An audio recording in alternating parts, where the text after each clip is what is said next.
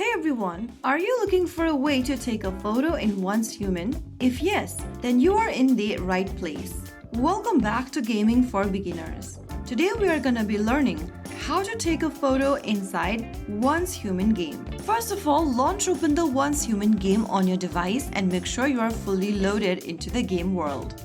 Now, go ahead and position your character to the location that you want to capture. After you do that, go to the top right corner and tap on the three dots.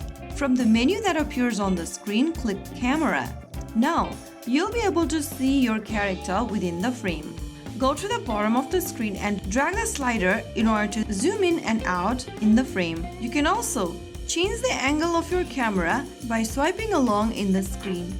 Now, find your best angle you want to take a photo of. Once you find the perfect angle, go ahead and tap on the camera icon on the left.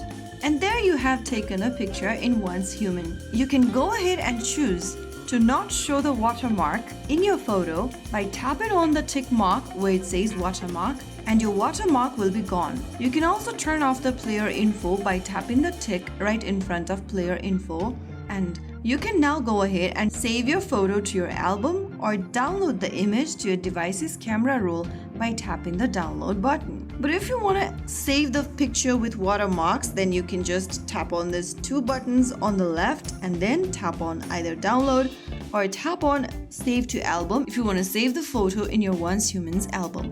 So that way you will be able to take a picture in Once Human. When it comes to taking picture in Once Human, you can also go ahead and use the tools displayed on the right hand corner of the screen. There you can go ahead and change your photo settings, explore around with the available tools, and create a best photo shoot for your Once Human account. So that is how you can easily take photo in Once Human. To exit the photo mode, go to the top right corner and tap on the cross icon, and you'll then be able to exit your photo mode just like that. So that is how it's super easily done. If you found the video helpful, don't forget to like, share, and subscribe to our channel.